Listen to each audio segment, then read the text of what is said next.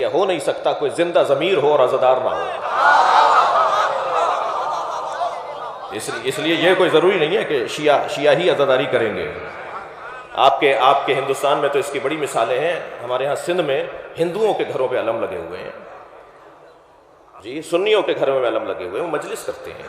یہ کس نے کہہ دیا کہ ہماری ہے کربلا؟ کراچی کے عباس زیدی صاحب 2 مصروں میں کہتے ہیں کہ یہ کس نے کہہ دیا کہ ہماری ہے کربلا؟ حق بات تم کہو تو تمہاری ہے کربلا.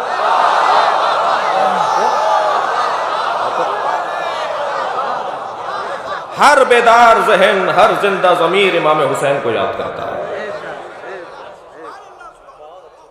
خطیب اکبر کی زندگی کے آخری تقاریر، یوں تو ان کی ساری تقاریر ہمارے لیے ایک بہترین استاد اور بہترین کلاس کا کام کرتی ہیں، جیسے تدریس ہو رہی ہو، جیسے وہ. لیکن آخری جو تقاریر ہے ان کی، خاص طور پہ 1 سال پہلے کی، جس میں انہوں نے لوگوں کو 3 حصوں میں تقسیم کیا ہے. اور انہوں نے نہیں کیا، وہ ائمہ کی احادیث کی روشنی میں ہے جی. یا جاہل ہے، وہ آخری تقریر ان کی، وہ 8 منٹ کا کلپ، یا جاہل ہے، یا عالم ہے، یا جاہل ہے، یا جہل مرکب کا شکار ہے. وہ فرماتے ہیں کہ جہل مرکب کا شکار اسے کہتے ہیں جو نہیں جانتا کہ نہیں جانتا.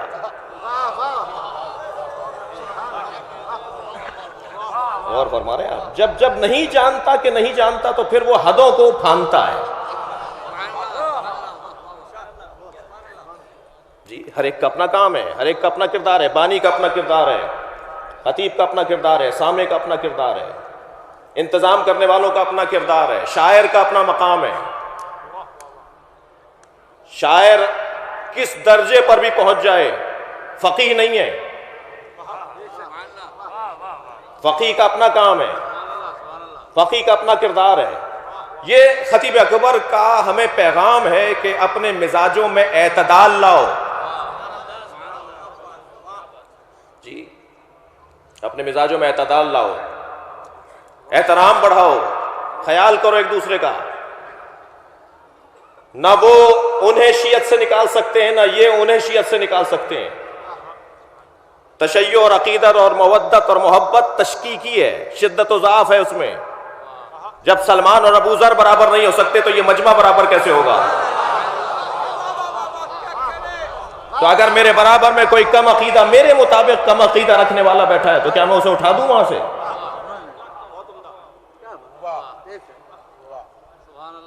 میں آیا تو ہندوستان میں ہوں، لیکن مزاج ہمارا بھی یہی ہے، اور یہیں سے ہمارا آغاز اور ابتدا ہے. پاکستان کی تاریخ تو 70 سال کی تاریخ ہے نا، اور آپ کی تاریخ تو ہزاروں سالوں پر مشتمل ہے. میں کسی سیاسی الجھن میں نہیں مبتلا ہونا چاہتا، لیکن اتنا ضرور عرض کروں گا کہ یہ جس جگہ مجلس ہو رہی ہے یہ بر صغیر کا نجف ہے.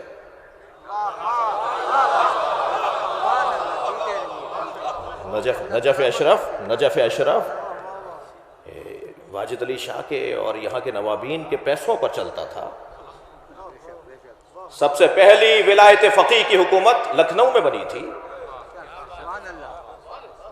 سب سے پہلے غفران مآب ولی فقیہ، سب سے پہلی ولایت فقیہ یہاں ہوئی ہے. لہٰذا یہاں کا کردار تو جو ہے وہ واجد علی شاہ نے رکھ دی تھی نا کنجیاں ان کے پیروں میں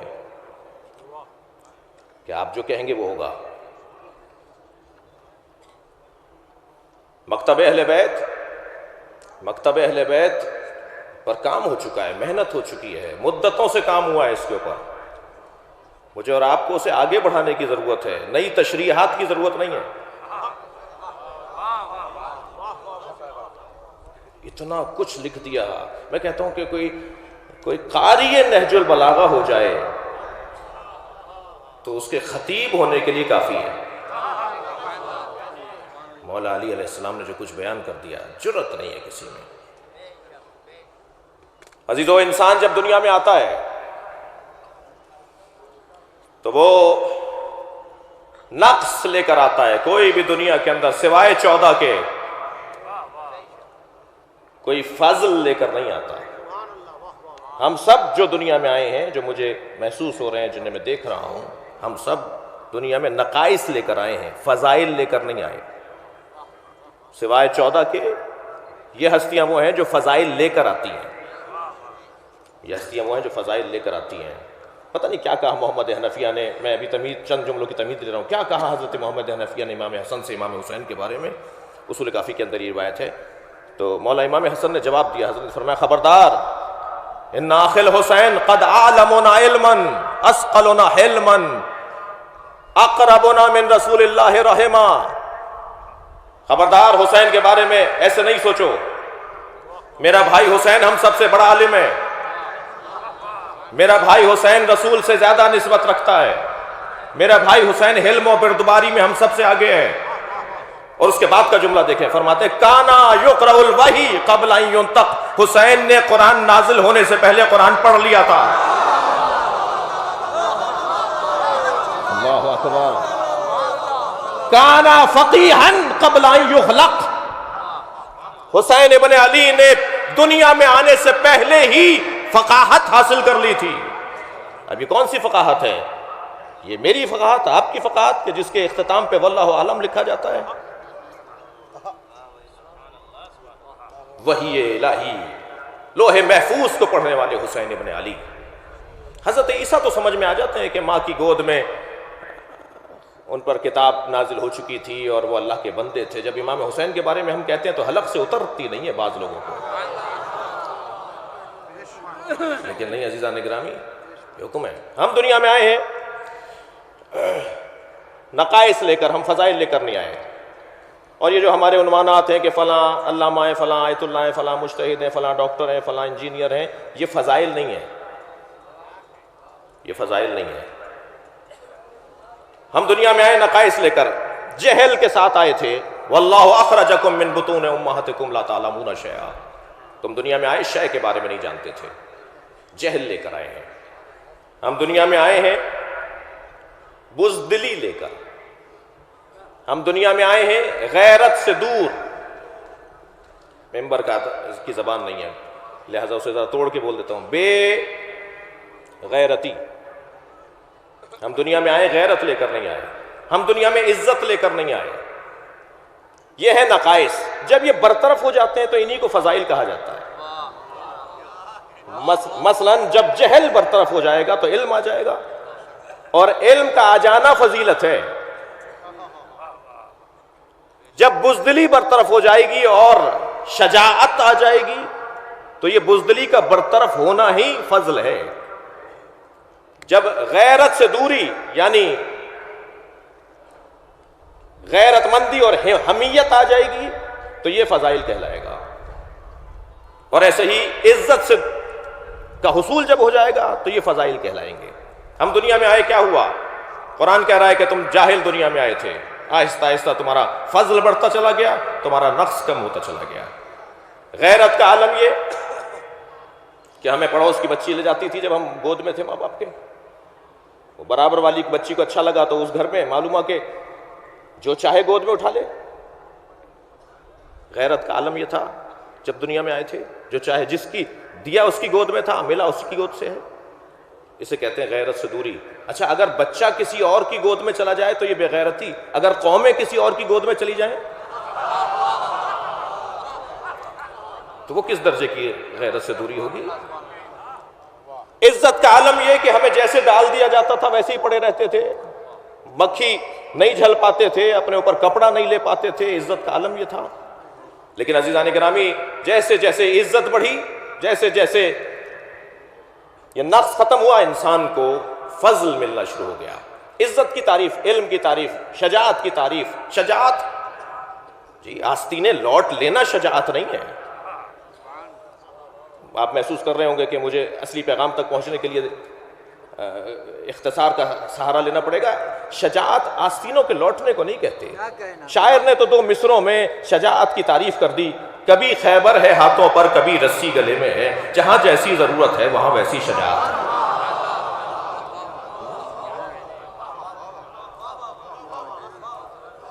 لیکن جب یہ چیزیں برطرف ہوتی ہیں تو اسے کہتے ہیں انسان کا کمال۔ خطیب اکبر حضرت مرزا محمد اطہر قال اللہ مقامہ، ایک باکمال شخصیت سے معاشرہ محروم ہوا ہے، ایک ایسی شخصیت سے معاشرہ محروم ہوا ہے کہ جس کی ضرورت اب زیادہ شدت سے محسوس کی جا رہی تھی۔ جوڑنے والا بھی تو کوئی ہو، ملانے والا بھی تو کوئی ہو، کوئی دروازہ تو ہو جہاں جا کر یہ کہہ دیا جائے کہ ان سے کہہ دیں گے تو مسئلہ حل ہو جائے گا، کوئی تو ہو جو دھاگے کا کام کر رہا ہو، تسبیح کے بکھرے ہوئے دانوں کو جوڑنے کا کام کر رہا ہو۔ عزیزان گرامی، حال بہت اچھا نہیں ہے میری ملت کا، ہماری قوم کا، مسلسل مشکلات بڑھتی چلی جا رہی ہیں، اور ان ساری مشکلات، میں کسی کی طرف اشارہ نہیں کر رہا، میں سب سے پہلے تو اپنی طرف اشارہ کر رہا ہوں، سب سے زیادہ مشکل میری طرف سے ہے، یعنی مجھے عالم کی طرف سے، اس لیے کہ عالم دین اگر وسعت قلبی کا مظاہرہ نہیں کرے گا تو وہ عالم دین نہیں ہے۔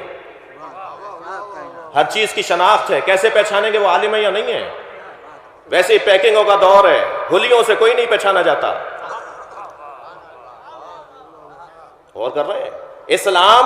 اسلام ہولیوں کے لیے نہیں ہے، رویوں کے لیے ہے۔